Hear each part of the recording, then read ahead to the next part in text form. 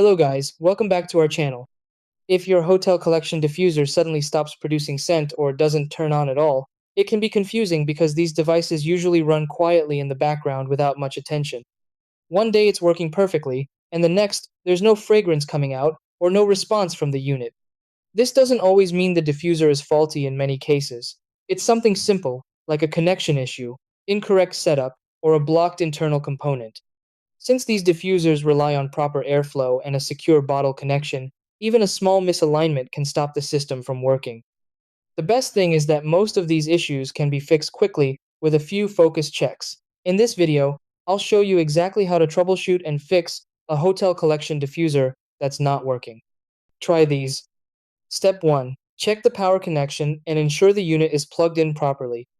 Step 2. Turn the diffuser off and restart it after a short wait. Step 3.